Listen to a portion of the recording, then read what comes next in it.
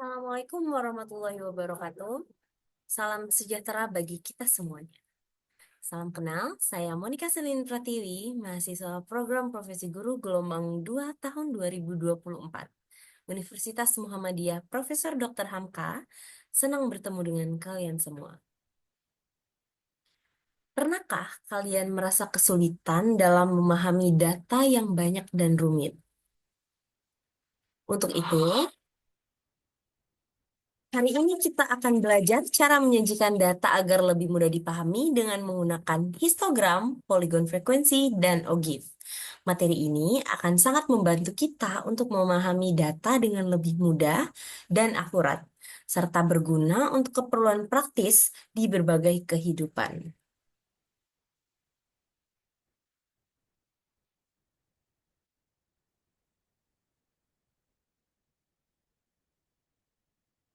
Sebelum masuk ke penjelasan materi, ada baiknya kita mengenal fakta, prinsip, prosedur, dan metakognitif dari materi ini.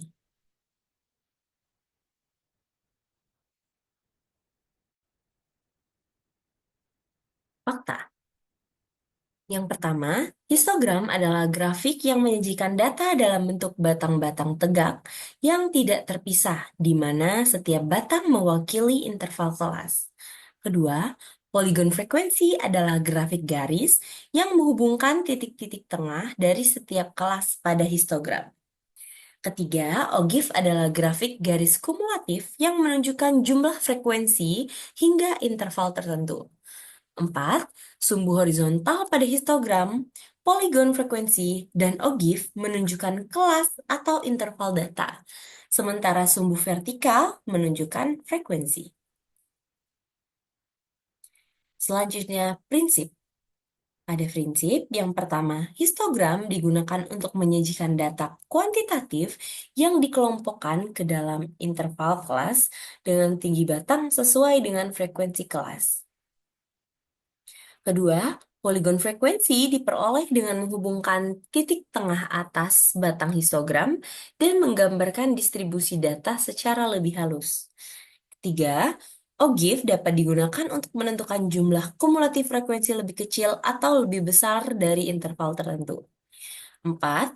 Data harus diurutkan dan dikelompokkan dengan interval yang konsisten agar penyajian dalam histogram, poligon frekuensi, atau OGIF efektif dan mudah dianalisis.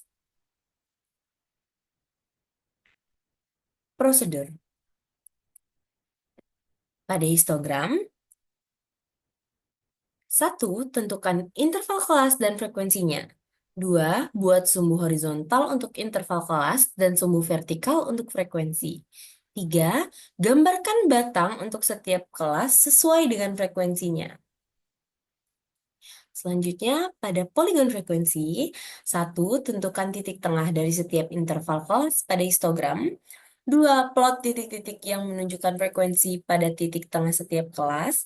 3. Hubungkan titik tersebut dengan garis lurus. 4. Tambahkan titik di kedua ujung untuk menyentuh sumbu horizontal. Kemudian pada OGIF. 1. Tentukan frekuensi kumulatif untuk setiap interval kelas. 2. Plot titik-titik yang mewakili frekuensi kumulatif di batas atas setiap kelas. 3. Hubungkan titik-titik tersebut dengan garis lurus. Metakognitif. Dalam mempelajari penyajian data menggunakan histogram, poligon frekuensi, dan OGIF, peserta didik diharapkan mampu 1. Memeriksa langkah-langkah pembuatan histogram, poligon frekuensi, dan OGIF agar data yang disajikan dengan benar. 2. Mengidentifikasi kesalahan seperti interval kelas yang tidak konsisten atau penggambaran sumbu yang tidak sesuai. 3. Menganalisis grafik untuk menarik kesimpulan tentang distribusi data seperti sebaran data, nilai yang dominan, atau tren tertentu. 4.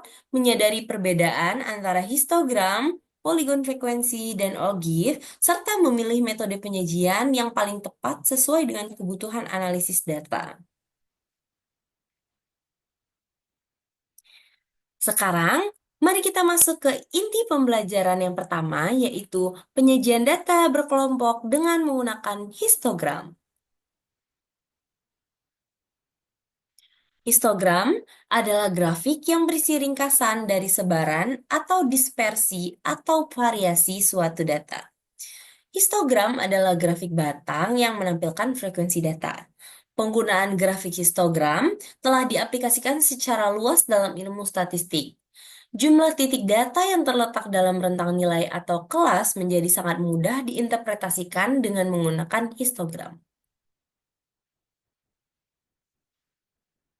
Ciri-ciri histogram. Satu, menggunakan batas kelas. Dua, berwujud segi empat atau menyerupai diagram batang.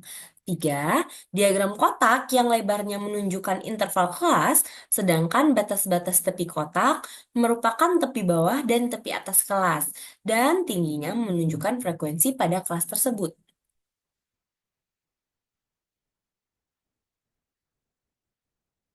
Selanjutnya, untuk membuat histogram, berikut adalah langkah-langkah yang bisa diikuti. Yang pertama, sajikan data dalam bentuk tabel distribusi frekuensi.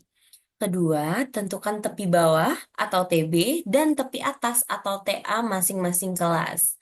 Untuk tepi bawah, itu didapatkan dari TB sama dengan batas bawah dikurang 0,5. Dan untuk tepi atas didapatkan dari TA sama dengan batas atas ditambah 0,5. Langkah yang ketiga itu adalah menggambarkan sumbu horizontal untuk kategori data dan sumbu vertikal untuk frekuensi. Langkah keempat, menggambar persegi panjang untuk setiap interval. Dengan alas persegi panjang menunjukkan panjang kelas, yaitu dari tepi bawah kelas sampai ke tepi atas kelas. Sedangkan tinggi persegi panjang menunjukkan frekuensinya. Yang terakhir, di atas setiap persegi panjang dapat dituliskan frekuensi masing-masing kelas agar histogram mudah dibaca. Nah, untuk langkah terakhir merupakan langkah yang opsional. Selanjutnya, berikut merupakan contoh soal histogram. Sajikan data-data pada tabel berikut ini ke dalam bentuk histogram. Jadi diberikan sebuah tabel distribusi frekuensi, kemudian diminta untuk disajikan dalam bentuk histogram. Nah, langkah yang pertama, karena datanya sudah berbentuk tabel distribusi frekuensi, saatnya kita menentukan tepi bawah. Tepi bawah didapatkan dari batas bawah, atau ini nilai batas bawah masing-masing kelas, itu dikurang dengan 0,5. 50 dikurang 0,5 sehingga didapatkan hasilnya adalah 49,5. Kemudian kelas kedua 57 dikurang 0,5 sehingga didapatkan hasilnya adalah 56,5. Begitu seterusnya untuk masing-masing batas bawah kelas kita kurangkan dengan 0,5 sehingga kita mendapatkan tepi bawah. Selanjutnya, untuk tepi atas, itu kita dapatkan dari batas atas kelas, atau seperti ini 56, 63, 70, dan seterusnya. Ini kita tambahkan dengan 0,5. Sehingga didapatkan nilai tepi atasnya adalah 56 ditambah 0,5, 56,5.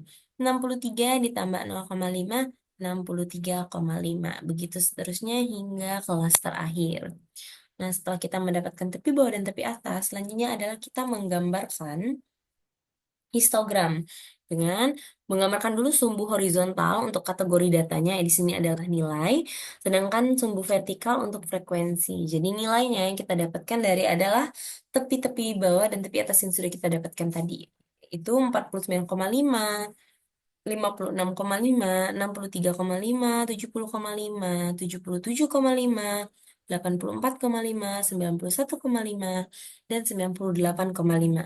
Selanjutnya, untuk sumbu vertikal, kita masukkan nilai dari frekuensinya, yaitu 2, 4, 6, 8, dan 10.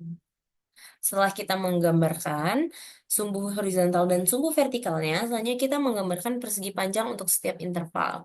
Untuk setiap interval, pada kelas pertama, itu tadi intervalnya adalah 50 sampai 56 untuk intervalnya. Berarti kelas yang diambil atau yang diambil adalah dari 49,5 ke 56,5 kita gambarkan sebuah persegi panjang dengan tingginya itu adalah batas frekuensi 2. Ini untuk kelas yang pertama. Untuk kelas yang kedua, dengan tepi bawahnya adalah 56,5 dan tepi atasnya adalah 63,5, kita gambarkan hingga dapatkan frekuensinya 3.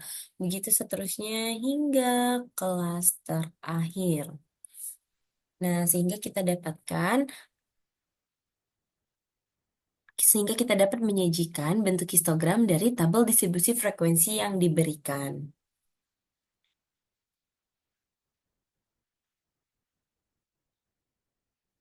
Setelah memahami mengenai histogram, kita dapat melanjutkan pembahasan yang kedua, yaitu mengenai penyajian data berkelompok dengan menggunakan poligon frekuensi. Poligon frekuensi merupakan grafik garis yang menghubungkan nilai tengah tiap sisi atas yang berdekatan dengan nilai tengah jarak frekuensi mutlak masing-masing kelas. Poligon adalah diagram garis yang ditarik dari nilai tengah kelas suatu histogram. Ciri-ciri dari poligon frekuensi: satu, menggunakan titik tengah; dua, berwujud garis atau kurva yang saling berhubung satu sama lain; tiga, jika titik-titik tengah sisi atas dari histogram dihubungkan satu sama lain oleh ruas-ruas garis, maka akan menjadi diagram poligon. Empat, mencantumkan frekuensi tiap-tiap nilai variabel. Langkah-langkah membuat poligon frekuensi. Satu, sajikan data dalam bentuk tabel distribusi frekuensi. Dua, tentukan titik tengah atau XI masing-masing kelas, di mana XI didapatkan dari nilai batas bawah ditambah batas atas dibagi 2. Yang ketiga, menggambarkan sumbu horizontal untuk titik tengah setiap kelas. 4, menggambarkan sumbu vertikal untuk frekuensi. 5, hubungkan titik-titik yang berdekatan, di mana titik-titik tengah sebagai absis dan frekuensi sebagai ordinat. Berikut merupakan contoh soal dari poligon frekuensi. Sajikanlah data pada tabel berikut ini ke dalam bentuk poligon frekuensi. Diberikan tabel distribusi frekuensi. Untuk penyelesaiannya pada poligon frekuensi yang kita butuhkan itu adalah nilai dari titik tengah. Untuk mendapatkan nilai titik tengah, itu kita tambahkan nilai batas bawah ditambah dengan batas bawah ditambah batas atas pada masing-masing kelas, kita bagi 2 nilainya. Jadi 50 ditambah 56, hasilnya kita bagi 2 sehingga didapatkan titik tengahnya adalah 53. Selanjutnya pada kelas kedua, 57 ditambah 63 dibagi 2 nilainya adalah 60. Begitu seterusnya hingga kelas terakhir. Setelah kita dapatkan titik tengah, selanjutnya kita akan menggambarkan poligon frekuensinya. Jadi pada sumbu horizontal itu kita eh, masukkan titik tengah setiap kelas yang sudah kita dapatkan, yaitu 53, 60, 67, 74, 81, 88, dan 95. Dan pada frekuensinya, ini kita masukkan nilai-nilai sesuai dengan frekuensi yang terdapat di tabel distribusi frekuensi, yaitu 2, 4, 6, 8, dan 10. Selanjutnya, setelah itu kita tinggal menghubungkan titik-titiknya. Pada titik tengah 53, itu frekuensinya adalah 2. Pada titik 60 itu frekuensinya adalah 3. Nanti kita letakkan titik-titik pada masing-masing nilai tengah dan frekuensi sehingga didapatkan titik-titik seperti ini. Pada titik 67 dia di 8, 70, 74 dia di 6, dan seterusnya hingga titik terakhir. Nah, dari titik-titik ini kita hubungkan titik-titik yang berdekatan sehingga nantinya terbentuk sebuah garis, dan ini yang kita sebut dengan poligon frekuensi.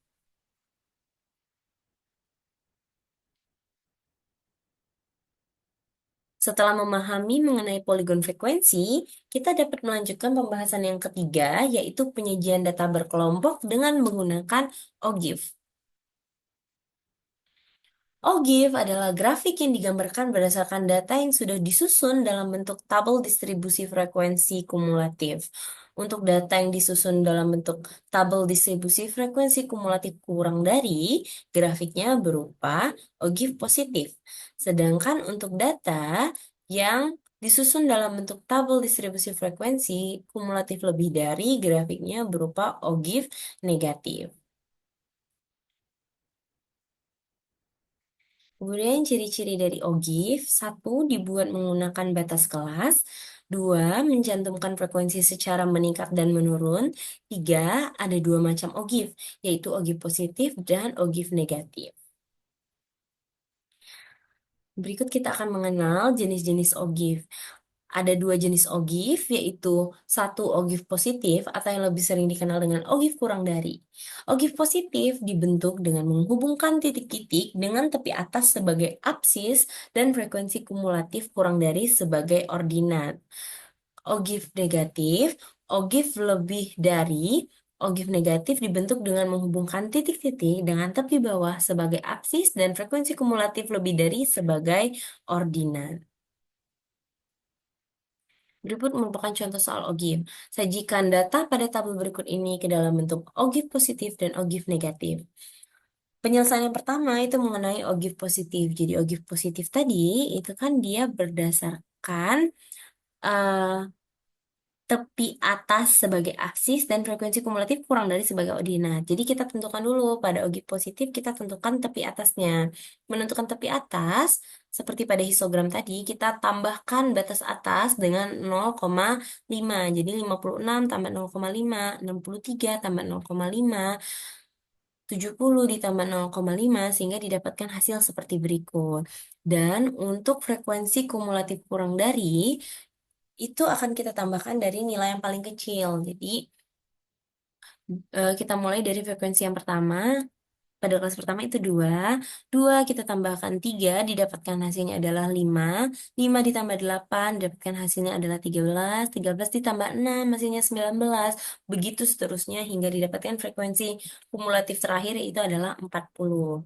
Setelah kita mendapatkan tepi atas dan tepi atas dan frekuensi kumulatif kurang darinya, kita dapat menggambarkan OGIF positif. Nah, untuk nilai itu kita ambil dari tepi atas, yaitu 49,5, 56,5, 63,5, 70,5, hingga 98,5. Selanjutnya untuk frekuensi, itu kita dapat dari frekuensi kumulatif kurang dari 25, 13, 19, hingga 40. Nah, nanti kita tinggal hubungkan titik-titiknya. Jadi pada titik 56,5 itu berada di frekuensi kumulatif 2. Titik 63,5 itu frekuensi kumulatifnya 5. Dan seterusnya pada titik 98,5 itu frekuensi kumulatifnya adalah 40. Nah, pada OGIF positif itu kita tinggal menghubungkan garis-garisnya sehingga didapatkan seperti ini. Pada OGIF itu biasanya kurvanya berbentuk kurva halus atau seperti ini. Setelah kita mendapatkan OGIF positif, selanjutnya kita akan menentukan nilai dari OGIF negatif. Pada OGIF negatif, yang kita butuhkan itu adalah nilai dari tepi bawah. Nilai tepi bawah itu didapatkan dengan batas bawah kita kurangkan dengan 0,5. Nah, 50 dikurang 0,5, 57 dikurang 0,5, hingga 92 dikurang 0,5 didapatkan hasil seperti berikut. Selanjutnya, kita membutuhkan frekuensi kumulatif lebih dari. Nah, untuk frekuensi kumulatif lebih dari itu kita mulai dari nilai yang paling besar, yaitu adalah 40. Nilai frekuensi kumulatif maksimal pada tabel distribusi frekuensi ini adalah 40. Jadi kita mulai nilainya dari 40. 40 kita kurang 2, 38. 38 kita kurang 3, hasilnya 35. 35 kita kurang 8, hasilnya 27. Begitu seterusnya hingga didapatkan frekuensi kumulatif yang paling kecil. Nah, setelah itu kita tinggal menggambarkan grafik OGIF negatifnya. Pada grafik OGIF negatif yang kita gunakan pada apsis atau pada garis horizontal itu adalah nilai dari tepi bawah.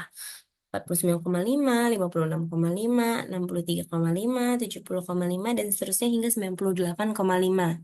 Sedangkan pada garis vertikal, itu kita gunakan frekuensi kumulatif lebih dari. 5, 12, 21, 27, dan seterusnya hingga 40. Setelah itu kita tinggal menentukan titik-titiknya. Pada tepi bawah 49,5 itu nilai frekuensi kumulatifnya adalah 40. 56,5 frekuensi kumulatifnya adalah 38. Gitu seterusnya hingga pada tepi bawah terakhir. 91,5 itu frekuensi kumulatifnya adalah 5. Setelah itu baru kita gambar garis yang menghubungkan titik-titik tersebut. Nah, agar ogive negatif kita menjadi kurvanya yang lebih halus, tinggal kita hilangkan titik-titiknya dan perhalus menjadi sebuah kurva. Pada ogive negatif dan ogive positif, untuk menggambarkannya itu bisa di dua grafik yang berbeda atau bisa dijadikan ke dalam satu grafik saja seperti berikut. Nah, ini merupakan grafik ogive, grafik gabungan antara ogive positif dan ogive negatif. Terlihat bahwa grafik ogive positif itu nilainya selalu meningkat dan ogive negatif itu nilainya adalah yang menurun. Nah, setelah membahas penyajian data berkelompok dengan menggunakan histogram, poligon frekuensi, dan ogive secara detail, sekarang mari kita lihat kelebihan dan kekurangan dari masing-masing penyajian data tersebut. Yang pertama itu untuk kelebihan histogram, poligon frekuensi, dan ogive. Kelebihan histogram, mudah dibuat dan dipahami, menunjukkan distribusi data dengan jelas, membantu dalam identifikasi outlier. Yang kedua, kelebihan dari polygon frekuensi itu menampilkan tren data dengan jelas, lebih mudah membandingkan data dan menunjukkan data kontinu. Kelebihan dari ogive itu menampilkan frekuensi kumulatif, membantu dalam menentukan persentil, menunjukkan distribusi kumulatif. Selanjutnya itu adalah kekurangan dari histogram, poligon frekuensi, dan ogive. Kekurangan dari histogram itu tidak dapat menunjukkan data individual, rentan terhadap perubahan kelas, dan tidak cocok untuk data kontinu. Kekurangan dari poligon frekuensi itu kurang akurat untuk data diskrit, tidak menunjukkan nilai yang sebenarnya. Yang ketiga, kekurangan dari ogive itu tidak menunjukkan data individual, kurang intuitif, dan rumit untuk data diskrit. Nah, sekarang mari kita uji pemahaman kalian dengan beberapa latihan soal. Soal-soal ini akan membantu kalian dalam mengasah kemampuan dalam menerapkan konsep yang telah kita pelajari. Kalian bisa pause video ini dan mulai mengerjakan soal. Berikut soal yang pertama.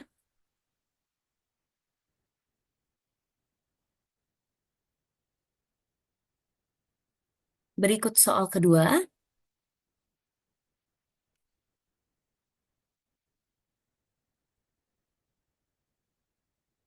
Berikut soal ketiga.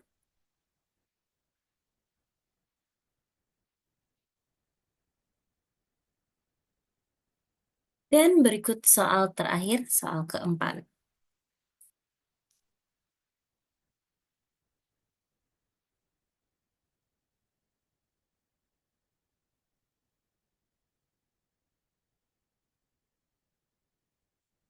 Sampai di sini dulu pembahasan kita tentang penyajian data berkelompok dengan menggunakan histogram, poligon frekuensi, dan ogive. Semoga video ini memberikan pemahaman baru dan bermanfaat untuk kita semua. Jangan lupa untuk berlatih dan terus belajar. Sampai jumpa di video selanjutnya.